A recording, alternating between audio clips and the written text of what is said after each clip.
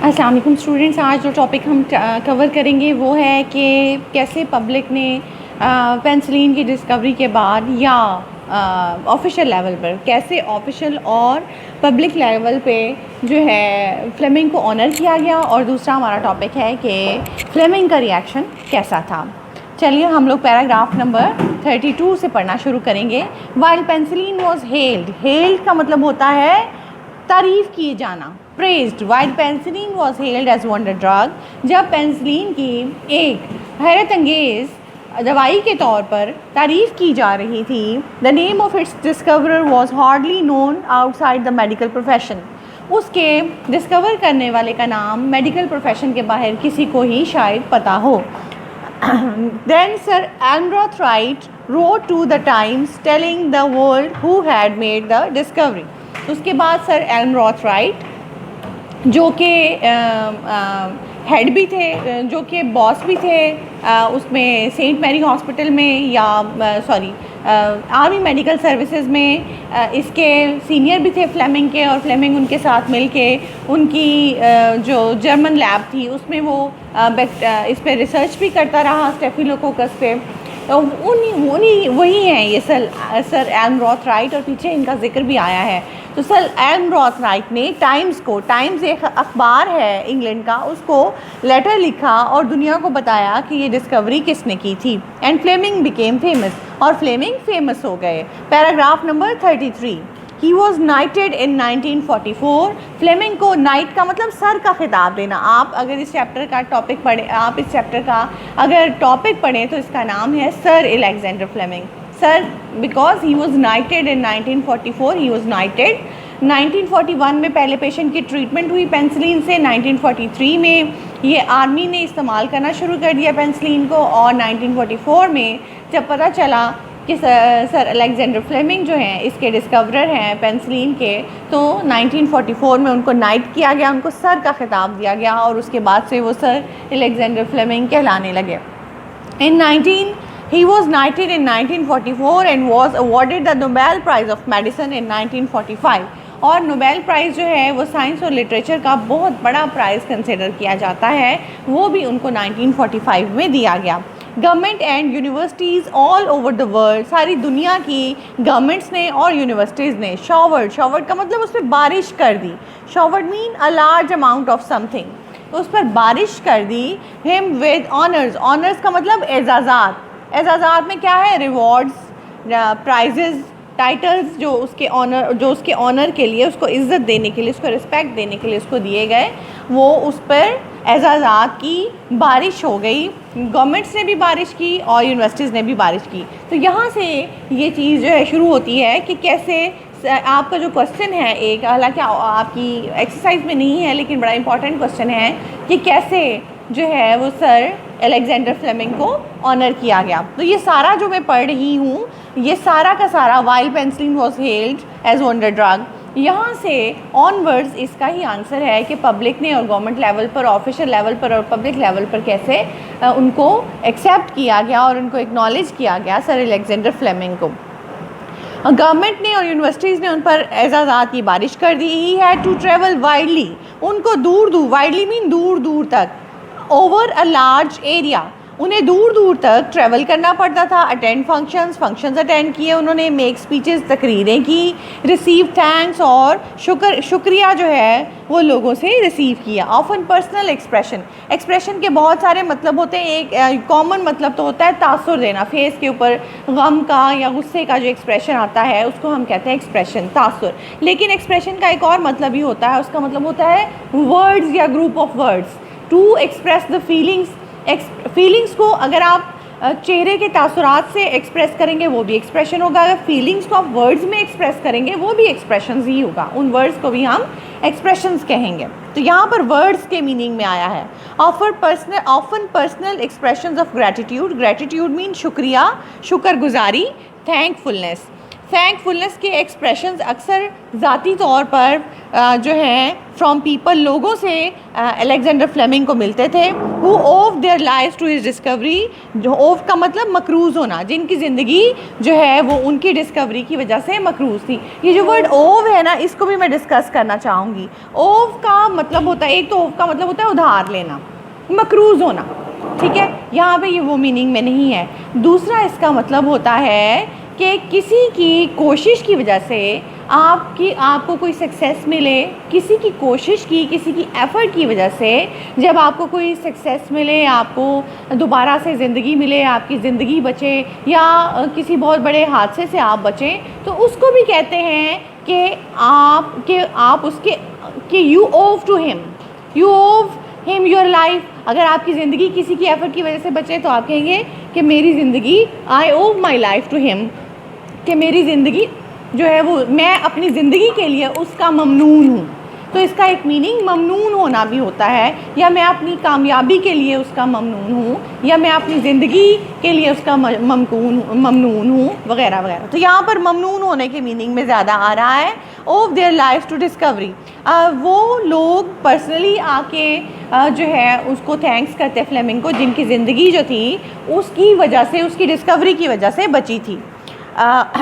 In Italy में एक दफ़ा, वंस एक दफ़ा, at a medical gathering, gathering का मतलब होता है मीटिंग, मिलने वाली कोई पार्टी, आप जलसा कह लें, आप इजलास कह लें, या आप कोई फंक्शन कह लें, ठीक है। एक दफ़ा मेडिकल के लोगों ने एक फंक्शन अरेंज किया, उसमें फ्लेमिंग भी थे। An unknown man in shirt sleeves, shirt sleeves क्या होती हैं?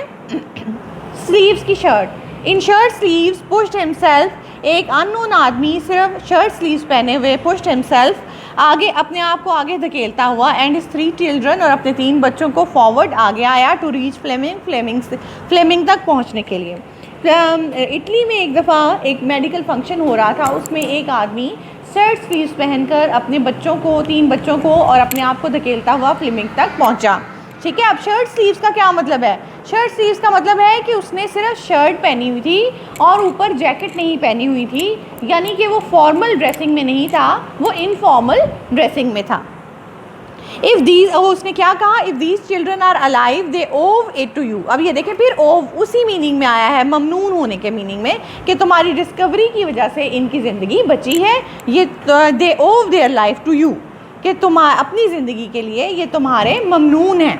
अगर ये तीनों बच्चे ज़िंदा हैं तो ये अपनी ज़िंदगी के लिए तुम्हारे ममनून हैं। Then pointing to Fleming he told his children, फिर अपने फ्लेमिंग की तरफ इशारा करते उसने अपने बच्चों से कहा, never forget to ask God in your prayer, अपनी दुआ में कभी भी खुदा से मांगना ना भूलना। टू ब्लेस का मतलब है, ब्लेस का मतलब यूजुअली हम समझ लेते हैं कि दुआ करना होता है, ठीक है, दुआ करना नहीं है। ब्लेस का मतलब है to ask divine help and protection, किसी के लिए जब आप खुदा की या कोई डिवाइन हेल्प मांगते हैं या अल्लाह पाक की हेल्प मांगते हैं और उसकी प्रोटेक्शन की दुआ करते हैं तो वो ब्लेस्ड होता है, ठीक है। To ask for help and to ask for divine help and protection.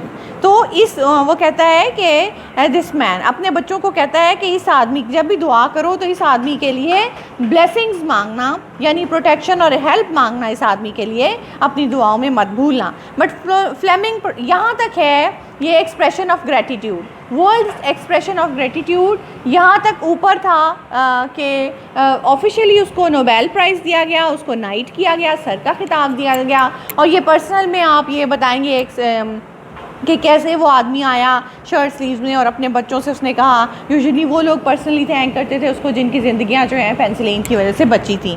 ये तो हो गया यहाँ तक कि कैसे फ्लेमिंग को ऑनर किया गया। अब आगे हम पढ़ेंगे कि फ्लेमिंग का एटीट्यूड क्या था जब लोगों ने उसको ऑनर किया और उसको ग्रेटफुलनेस शो की उसकी तरफ, तो फ्लेमिंग का एटीट्यूड क्या था। This is we are heading towards paragraph number 34।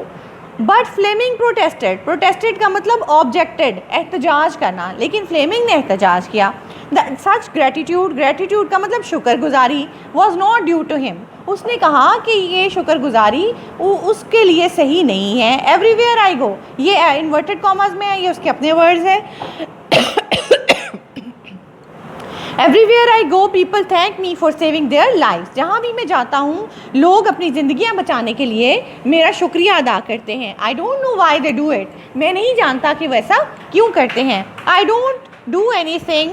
मैंने कुछ भी नहीं किया। Nature makes penicillin. Nature penicillin बनाती है। I just found it. मैंने सिर्फ इसको पाया। It was not just modesty. इसको हम पढ़ते मॉडेस्टी हैं क्योंकि इसमें ई आता है, हालांकि हमें यहाँ पर आई का साउंड पढ़ना है। ये मॉडेस्टी है। मॉडेस्टी, मॉडेस्टी मीन आजी, ह्यूमिलिटी, ह्यूमिलिटी, ठीक है। It was not just modesty that made him से दिस। ये सिर्फ उसकी आजी ही नहीं थी जिसकी वजह से उसने ऐसे कहा कि मैंने सिर्फ नेचर में इसको पाया, हालांकि नेचर पेंसिलिन बनाती है, मैं नहीं बनाती। पता नहीं लोग मेरा शुक्रिया क्यों अदा करते हैं। It was a restatement of his belief. ये सिर्फ उसकी आजी ही नहीं थी कि उसने ऐसा कहा, बल्कि ये रीस्टेटमेंट का मतलब दोबारा कहना, रिपीट हिज बिलीफ। ये उसके यकीन को उसने अपने इस यकीन को दोहराया ये कहकर इन healing power of nature. Healing का मतलब होता है एलिविएट, मुंदमिल करना। उर्दू में हम कहते हैं ना मुंदमिल करना, एलिविएट। हीलिंग, एलिविएट, मुंदमिल करना, यानी कि मेकिंग हेल्दी, दोबारा से सेहतमंद कर देना। तो जो दोबारा से सेहतमंद कर देने की ताकत, उसका ये यकीन था कि नेचर में हीलिंग पावर होती है, सेहतमंद कर देने की दोबारा से पावर होती है। और जब उसने ये कहा कि नेचर पेंसिलिन बनाती है, मैं नहीं, तो असल में उसने अपने इसी बिलीफ को दोहराया। उसने एहतजाज किया विगरसली। विगरसली का मतलब होता है भरपूर तरीके से, फोर्सफुली। उसने भरपूर तरीके से एहतजाज किया against the idea that penicillin was man made. उसने इस बात के ख़िलाफ़ भरपूर तरीके से एहतजाज किया कि पेंसिलिन कोई इंसान की बनाई हुई चीज़ थी। Man made invention. अब आपको यहाँ पे इन्वेंशन और डिस्कवरी का डिफरेंस भी समझना है। इन्वेंशन का मतलब होता है इजाद और डिस्कवरी का मतलब होता है दरियाफ्त। इन्वेंशन का मतलब होता है जैसे आप कोई नई चीज़ बनाएं, जैसे आप कोई कंप्यूटर बनाएं, तो जिसने कंप्यूटर बनाया उसने कंप्यूटर को इन्वेंट किया, क्योंकि ये नेचर में पहले से मौजूद नहीं था। उसने एक नई चीज़ बनाई। मार्कोनी ने रेडियो बनाया, रेडियो कोई नेचुरल चीज़ नहीं है, उसने उसको इन्वेंट किया, ईजाद किया। लेकिन ऐसी कोई चीज़ ढूंढ लेना जो पहले से नेचर में मौजूद हो और उसकी फंक्शनिंग को ढूंढ लेना, जैसे पेंसिलिन को उसने ढूंढ लिया कि एक फंगस ऐसी है जो बैक्टीरिया को मार देती है और वाइट ब्लड सेल्स को नुकसान नहीं पहुंचाती। उस फंगस को ढूंढ लेना जो है वो इजाद नहीं है, वो दरियाफ्त है, उसको हम डिस्कवरी कहेंगे। इसलिए पेंसिलिन को जो है उन्होंने सर अलेक्जेंडर फ्लेमिंग ने इजाद नहीं किया, दरियाफ्त किया, डिस्कवर किया, ठीक है। वो उन्होंने इस ख्याल के ख़िलाफ़ शदीद एहतजाज किया कि पेंसिलिन कोई इंसान की बनाई हुई इजाद थी। I have been accuse. Accuse का मतलब होता है मुल्ज़िम करार देना, कसूरवार ठहराना, ठीक है। और इसका मीनिंग है चार्ज विद, ठीक है। चार्ज विद, इल्ज़ाम लगाना या मुल्ज़िम ठहराना। INDICT, इंडिक्ट इसको लिखते हैं और इंडाइट पढ़ते हैं, इसमें सी साइलेंट होता है। इंडाइट, ये इंडिकेट से है वर्ड, इंडिक्ट इसको लिखते हैं, इंडाइट पढ़ेंगे। इंडाइट करना, इल्ज़ाम लगाना या मुल्ज़िम ठहराना। और क्रिमिनेट का मतलब भी मुल्ज़िम ठहराना। वो कहता है कि मुझे मुल्ज़िम ठहराया जाता है ऑफ इन्वेंटिंग पेंसिलिन, कि मैंने पेंसिलिन को ईजाद किया। Has been, but no man could have done that, लेकिन कोई भी इंसान ऐसा नहीं कर सकता था। Nature in the form of lowly vegetable. Lowly का मतलब लो, मामूली। नेचर एक लो वेजिटेबल के तौर पर, एक मामूली सब्ज़ी के तौर पर, has been making it for 1000 of years, इसे कई सालों से बना रही थी। आई ओनली डिस्कवर्ड इट, मैंने सिर्फ इसको दरियाफ्त किया। यहाँ पर उसके अल्फाज ख़त्म हो गए। एंड ऑलवेज ही इंसिस्टेड, देखिए अब यहाँ पर वो यहाँ से उसका पैराग्राफ नंबर 34 से उसका शुरू हो गया है कि उसने जो उसको ऑनर किया गया उस पर उसने कैसे रिएक्ट किया। उसने कहा कि मैंने इसको नहीं बनाया, नेचर इसको बनाती है, मैंने इसको सिर्फ डिस्कवर किया। एंड ऑलवेज ही इंसिस्टेड, और हमेशा उसने इसरार किया। इंसिस्ट का मतलब इसरार करना, इसका मतलब होता है जी परसिस्ट। इंसिस्ट और परसिस्ट एक जैसे अल्फाज हैं और उनके मीनिंग भी एक जैसे होते हैं। परसिस्ट या एम्फसाइज। इंसिस्ट का मतलब परसिस्ट या एम्फसाइज, ठीक है जी। ये रहे उसने इस बात पर इसरार हमेशा किया that he discovered it by chance, कि उसने इसे इत्तफाकन डिस्कवर किया। और paragraph number 35, happy is he who already belong to the history in his own lifetime. Belong to का मतलब ताल्लुक़ जुड़ जाना, belong to be part of, be a part of, ताल्लुक़ जुड़ जाना, हिस्सा बन जाना, ठीक है। Times said Lord Moran referring to Fleming, Fleming का जिक्र करते हुए सर लॉर्ड मॉरन ने कहा कि खुशकिस्मत तो वो है जो अपनी ज़िंदगी में ही लाइफ टाइम में ही, अपनी ज़िंदगी में ही हिस्ट्री से, तारीख़ का हिस्सा बन जाए, तारीख़ से जुड़ जाए। अब जाहिर है कि इतना तारीख़ी काम किया था सर अलेक्जेंडर फ्लेमिंग ने, तो जैसे ही उन्होंने पेनिसिलिन डिस्कवर की और लोगों का ट्रीटमेंट शुरू हुआ तो वो तारीख़ का हिस्सा बन गए। सर लॉर्ड मॉरन ने इस बात को डिस्कस किया कि खुशकिस्मत तो वो शख्स है जो अपनी ज़िंदगी में ही हिस्ट्री का हिस्सा बन जाए। Fleming was not happy in the limelight. ये लाइमलाइट भी बड़ा इंपॉर्टेंट वर्ड है। लाइमलाइट का मतलब होता है ये ख़ास किस्म की लाइट है जो स्टेज पर इस्तेमाल की जाती है, लेकिन लाइमलाइट का मतलब होता है शोहरत की चमक, शोहरत की चमक, यानी कि focus of public, focus of public, public के फोकस में रहने में फ्लेमिंग खुश नहीं थे। I am a simple bacteriologist, मैं तो बस एक सादा सा बैक्टीरियोलॉजिस्ट हूँ। ही सेड, उन्होंने कहा, as soon an he could slip, और स्लिप अवे का मतलब खामोशी से चले जाना, स्लिप अवे का मतलब खामोशी से चले जाना, to leave silently, leave silently, खामोशी से चले जाना। He went back to his lab at Saint Mary's and got back to work, और जितनी जल्दी मुमकिन हो सका वो इस शोहरत से, इस लाइमलाइट से, शोहरत की चमक से निकल के खामोशी से अपनी लैब में, सेंट मैरीज़ की लैब में दोबारा से चले गए और अपना काम दोबारा से शुरू किया। ठीक, थैंक यू सो मच।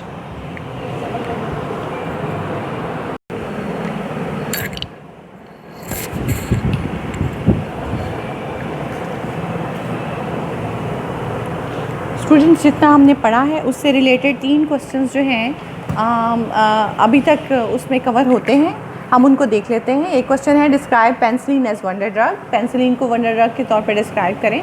जैसे ही हमने ये लेसन शुरू किया था, आज का लेक्चर शुरू किया था, तो पेनिसिलिन एज वंडर ड्रग का वर्ड आया था, लेकिन ये आंसर हम वहीं से लेंगे जो पिछला लेक्चर था डिस्कवरी ऑफ पेनिसिलिन के क्वेश्चन आंसर से लेंगे, कि हमने जिसमें लिखा था कि how penicillin was better than chemical antiseptics, ये वही आंसर इसमें आएगा कि penicillin is 3 times as strong as carbolic acid in killing the germs.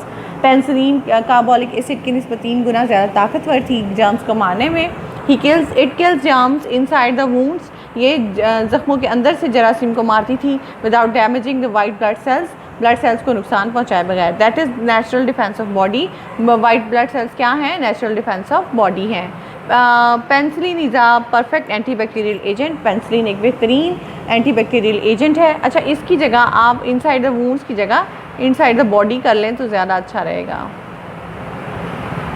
ठीक है। It is a wonder drug, ये एक हैरान कुन दवाई थी, ये बहुत हैरान कर देने वाली एक बहुत बड़ी ईजाद थी, दरियाफ्त थी। How was honoured, how Fleming was honoured by, honoured, ये क्वेश्चन जो भी आए, फ्लेमिंग वॉज ऑनर्ड, ठीक है। यही इतना ही क्वेश्चन जो है वो इम्पॉर्टेंट है कि फ्लेमिंग कैसे ऑनर किया गया, उसको पब्लिक ने कैसे ऑनर किया, ऑफिशियली या गवर्नमेंट्स ने उसको कैसे ऑनर किया। मिस्टर एल्मरॉथ राइट, आपको पता ही है मिस्टर एल्मरॉथ राइट का, जिनके साथ मिल के उनकी लैब में भी काफ़ी देर तक फ्लेमिंग ने स्टेफिलोकोकस के ऊपर रिसर्च की थी। Mr. Almroth Wright wrote the letter to the Times telling the world about the discoverer of penicillin. Mr. Almroth Wright ने न्यूज़पेपर का नाम है द टाइम्स को लेटर लिखा और दुनिया को बताया कि पेनिसिलिन का दरियाफ्त करने वाला कौन है। फ्लेमिंग बिकेम फेमस, इससे फ्लेमिंग मशहूर हो गए। All over the world governments and universities showered him with honours, सारी दुनिया में यूनिवर्सिटीज़ ने और गवर्नमेंट्स ने उनके ऊपर एजाज़ात की बारिश कर दी। He had to travel widely, attend function, उनको बहुत ज़्यादा दूर दूर तक सफ़र करना पड़ा, अटेंड फंक्शंस अटेंड करने पड़े। Receive thanks of the people, और लोगों का थैंक्स रिसीव करना पड़ा, शुक्रिया रिसीव करना पड़ा। Who owed their lifes to him, जिनकी ज़िंदगी उनकी वजह से, उनकी ममनून थी, उनकी वजह से थी।